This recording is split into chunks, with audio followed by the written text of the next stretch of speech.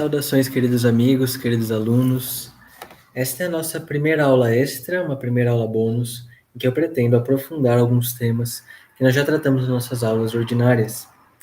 Particularmente, o que meu interesse tratar aqui é aprofundar os textos originais. Nós já vimos, em grande parte, explicado e esmiuçado as teses fundamentais da doutrina de Santo Tomás de Aquino, e agora eu gostaria de apresentar a vocês Santo Tomás em suas próprias palavras. Então, a metodologia da nossa abordagem nesse ponto aqui será bem simples. Nós leremos as questões da Suma Teológica e comentaremos, desvendando seu sentido. Cada uma dessas leituras comentadas funcionará como uma aula bônus, como uma aula extra relativa a uma das aulas que nós tivemos no nosso curso. Nessa nossa primeira aula, nós vamos buscar tratar especificamente sobre o tema da teologia e da filosofia. Qual a relação entre a filosofia e a teologia, entre a fé e a razão? E de que modo Santo Tomás concebe o papel da filosofia diante da revelação divina? E para que nós abordemos essa questão, para que nós aprofundemos este tema de máxima importância e revisemos ao mesmo tempo a aula que já apresentei a vocês, nós vamos ler a questão 1 da Suma Teológica em seu artigo 1º, aquilo que nós chamamos de pars prima da Suma Teológica, né? Então é a primeira parte da Suma Teológica em sua questão primeira e em seu artigo 1º. Nessa questão, Santo Tomás vai distinguir a filosofia, a teologia e qual é o papel da filosofia em relação à teologia. Muito bem. A fim de que nós compreendamos a maneira como nós devemos ler a questão de Santo Tomás de Aquino, vou fazer uma breve exposição sobre o modo pelo qual nós devemos entender a disposição da questão. Todo esse modo de raciocinar de Santo Tomás de Aquino, apresentado na Suma Teológica, é aquele modo de raciocinar chamado de disputatio. Um método muito comum dentro do medievo, dentro da escolástica medieval, e que privilegiava não meramente uma exposição doutrinal, uma exposição de certa tese, mas, acima de tudo, uma articulação dialética entre elementos favoráveis a um determinado argumento e elementos contrários a determinado argumento. Então, em última análise, Santo Tomás de Aquino é um dos primeiros, ou um dos que faz de forma mais relevante, aquela forma de abordagem que hoje em dia nós chamamos de avaliação do status questionis.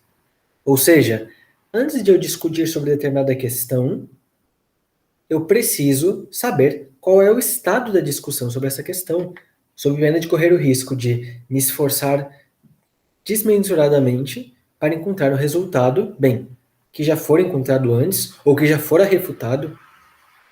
Então, Santo Tomás, antes de apresentar uma tese, de defendê-la ou refutá-la, ele buscará, de alguma maneira, reunir todos ou pelo menos os principais argumentos que já trataram daquela questão, a fim de que, uma vez colocados na mesa todos esses argumentos, nós podemos discernir o que há de verdadeiro em cada um deles, o que há de falso, o que há de aceitável, o que há de desprezível, mas em última análise, todo o método da disputatio, ele consiste, em primeiro lugar, em uma reunião, em um discernimento do estado da questão. Qual é o estado em que o debate sobre essa questão está atualmente? Só depois nós podemos desenvolver, até mesmo com o auxílio dos argumentos que já foram avançados. Esse é o primeiro ponto, que também é importante que nós tenhamos em vista. Segundo ponto, uma vez que esse método de disputatio, ele privilegia essa articulação dialética entre argumentos contrários e argumentos favoráveis, nós podemos dizer que Santo Tomás, dessa maneira, ele inaugura, ou pelo menos faz de uma forma extremamente relevante, uma abordagem que nós podemos chamar de solidamente argumentativa. Ou nós podemos caracterizá-la desse modo, não chamá-la desse modo, mas caracterizá-la como uma argumentação sólida. Por quê? Porque Santo Tomás, ele não simplesmente apresenta uma tese a que ele quer defender e apresenta essa sua tese à sua melhor luz. Mas ele também, em primeiro lugar, apresenta os argumentos contrários à sua tese. E esses, à sua melhor luz. Isso nos ensina também um procedimento fundamental da filosofia de toda discussão adequadamente conduzida. É preciso que, quando nós estivermos realizando ou articulando nosso pensamento em torno de alguma ideia, que nós não tenhamos receio de investigar as posições contrárias. Existe um erro muito comum, muitas vezes, quando nós iniciamos o estudo da filosofia, que é a tendência de nós querermos, por querer defender uma certa posição, acabamos espantalhando todas as outras posições, por mais razoáveis que sejam. Isso leva a um grande problema porque, em última análise, uma vez que nós espantalhamos as posições contrárias à nossa, nós acabamos formulando um argumento fraco. Nós acabamos correndo o risco de formular um argumento que facilmente será objetável por um outro argumento mais forte. Então, uma grande estratégia que Santo Tomás de Aquino também nos ensina, dentro dessa abordagem da disputatio, que é algo próprio do período escolástico, é precisamente essa. Nós devemos dar ao nosso adversário, ao argumento contrário ao nosso, o privilégio de uma adequada formulação, ou melhor, o privilégio de sua melhor versão. Se eu defendo uma posição X, por exemplo, exemplo de Santo Tomás, se eu defendo a posição de que Deus existe, por exemplo, não adianta, por exemplo, que eu diga que os argumentos contrários à existência de Deus são argumentos tontos, argumentos tolos, argumentos que não têm nenhuma solidez intelectual. Não. Eu posso pegar, por exemplo, posso dizer que existem pessoas que argumentam de maneira tola, de maneira inadequada ou de maneira ineficaz contra a existência de Deus. Eu posso dizer isso. E efetivamente existem pessoas que têm argumentos fraquíssimos contrários à existência de Deus. Nós não negamos, efetivamente existem argumentos fracos contra a existência de Deus. Agora, se eu quero formular, como Santo Tomás o quer, uma concepção e uma demonstração forte, uma argumentação forte a favor da existência de Deus, eu devo objetar e refutar os argumentos contrários à existência de Deus na sua melhor versão. Não adianta que eu refute um espantalho do argumento contrário à existência de Deus. Porque bastará uma versão mais forte do argumento contra a existência de Deus para que meu argumento a favor seja refutado, ou pelo menos colocado em dúvida. Então, se eu quero refutar o argumento contrário à existência de Deus, eu não devo simplesmente pegá-lo tal como ele existe em suas versões mais fracas. Mas, enquanto é possível a mim, até mesmo pegar o argumento na sua versão mais forte. De alguma maneira, até mesmo melhorar aquele argumento, a fim de que, quando eu refutá-lo, eu refutei o argumento na sua versão mais forte. Então, todas as versões mais fracas também caem por terra. Então, o importante que Santo Tomás de Aquino nos ensina também aqui é refutar o argumento do adversário, mas não um espantalho do argumento do adversário. E também não a versão mais fraca do argumento do adversário, mas refutar a versão mais forte, a versão mais sólida do argumento do adversário. Porque uma vez que nós fizermos isso, nós vamos saber adequadamente confrontar as versões mais fracas do mesmo argumento. Então, esse é um ponto fundamental dessa forma de argumentar de Santo Tomás de Aquino que eu quero apresentar a vocês. Dito esses dois pontos, ou seja, a importância da investigação do estado da questão antes de abordá-la e também a construção de uma argumentação sólida a partir da consideração do argumento contrário à nossa posição, na sua melhor versão, nós podemos passar a explicar a estrutura da Suma Teológica, a estrutura das questões que Santo Tomás vai discutir. Em primeiro lugar, nós podemos dizer que a Suma é dividida em partes. É dividida em partes maiores. Nós podemos dizer, por exemplo, que a primeira parte de Santo Tomás, ela é construída pelo Tratado sobre a Doutrina Sagrada. Então, se nós pudéssemos fazer 5 distinções da Suma Teológica, nós diríamos que a primeira e maior distinção da Suma Teológica é a distinção em partes. Nós temos a pars prima, a pars secunda e a pars tertia. E entre essas 3 partes, nós podemos dizer, né, nós temos partes intermediárias. Nós temos a pars prima secunde, a primeira parte da segunda parte, a segunda parte da segunda parte, e assim por diante. Então, nós temos, em primeiro lugar, a distinção em partes. É a primeira distinção mais profunda que nós podemos traçar da Suma Teológica. Em segundo lugar, da distinção em partes, nós podemos distinguir a Suma Teológica em tratados. Cada parte da Suma Teológica é dividida em certos tratados que são exposições sistemáticas sobre um determinado tema.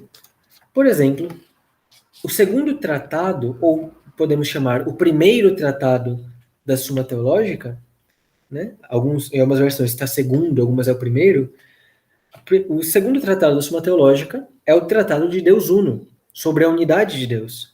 E neste tratado, nós vamos ter diversas questões. Vai da questão 2, praticamente, até a questão 26, então nós vamos ter 24, 25 questões, que vão discutir sobre a unidade de Deus, sobre a existência de Deus, sobre a simplicidade de Deus, sobre a infinidade de Deus, sobre a verdade em Deus e assim por diante.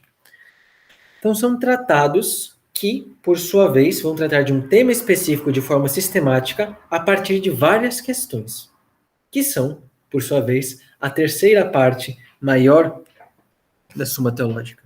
São as questões. Cada tratado é composto de várias questões. Cada questão vai consistir em uma pergunta. Por exemplo, a questão 2 da Suma Teológica, a pergunta é a seguinte: Deus existe? É a pergunta, é o questionamento da questão 2 da Suma Teológica. E esta questão, esta pergunta, vai ser respondida em 3 partes. Primeiro, vamos falar sobre se a existência de Deus é evidente ou não. Em segundo, se é demonstrável a existência de Deus, e de que modo é demonstrável. E, por fim, efetivamente, se Deus existe.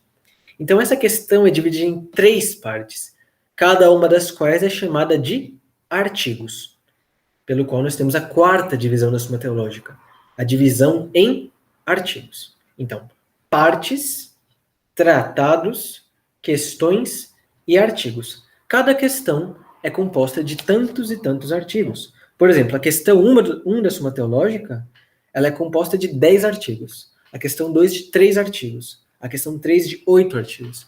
E assim por diante. Artigos é a outra distinção, podemos chamar de a quarta distinção da Suma Teológica. E por fim, a quinta e última distinção que eu proponho a vocês de forma didática é a distinção dos próprios artigos. Ou seja, cada artigo possui uma estrutura própria. Cada artigo possui uma estrutura própria, que é a distinção, quinta e última distinção. E essa distinção é composta de, por sua vez, né, de, eu diria, 4 subdistinções. Essa distinção, cada artigo é composto de 4 partes menores. A primeira parte menor, a primeira parte, né, bem claro, a primeira parte, na primeira, são 5 partes, podemos dizer. A primeira parte é a pergunta. Por exemplo, na questão 2, a primeira pergunta é: a existência de Deus é por si mesmo conhecida? É evidente em si mesmo, em outras palavras? Essa é a pergunta. Todo artigo da Suma Teológica vai ter uma pergunta. No caso aqui, a existência de Deus é por si mesma conhecida, e que vai ser acompanhada de uma resposta.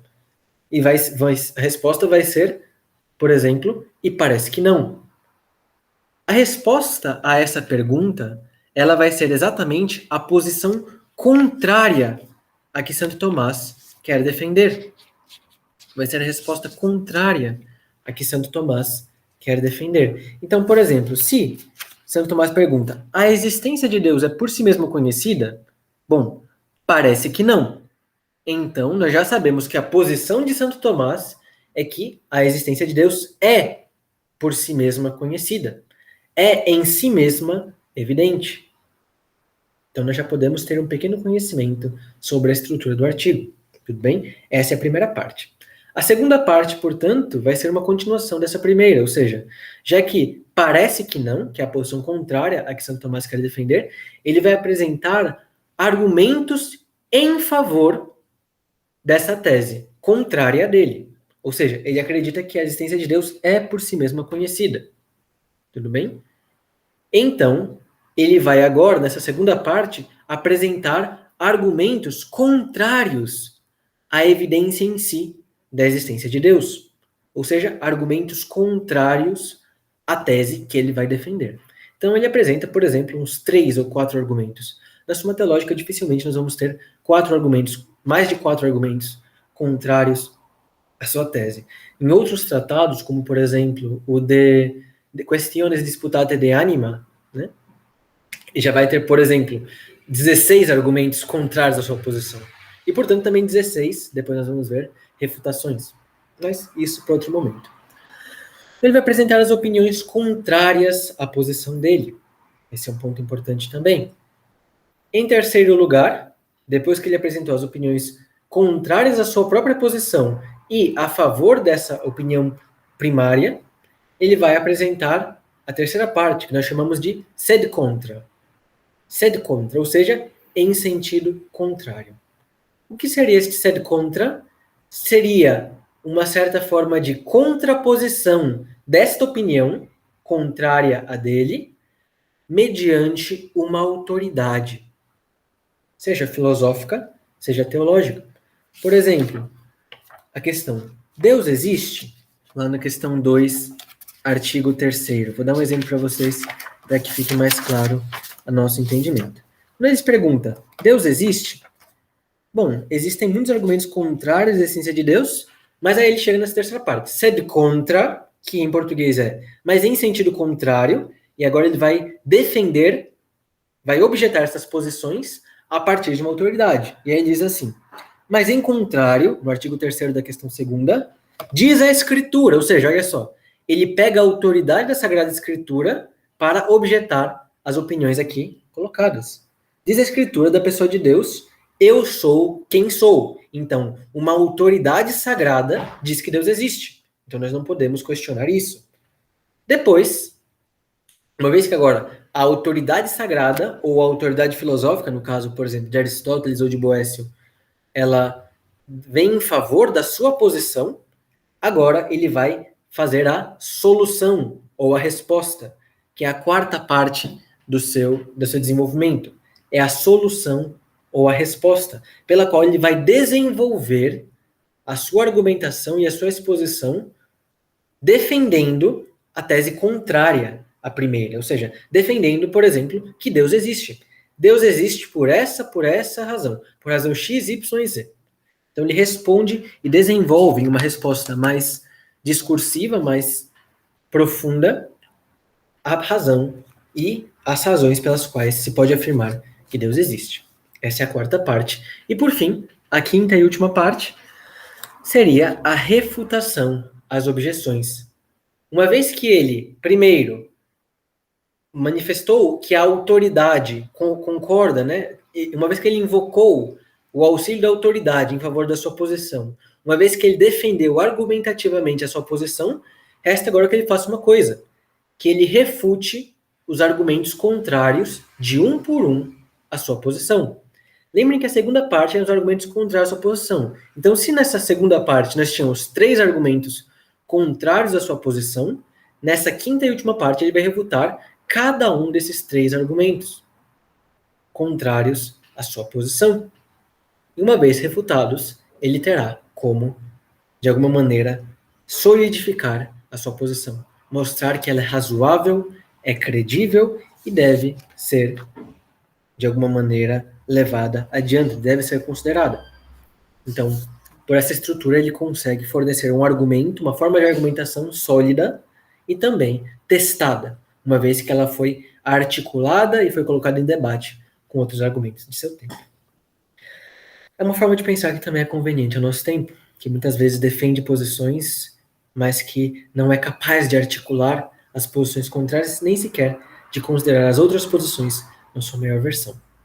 Que essa primeira lição sirva de aprendizado para nós e para que nós tenhamos esse princípio da compreensão da maneira de ler a obra de Santo Tomás de Aquino. Na próxima aula nós vamos efetivamente entrar na questão 1, artigo 1 da Suma Teológica, e eu aguardo vocês. Até a próxima.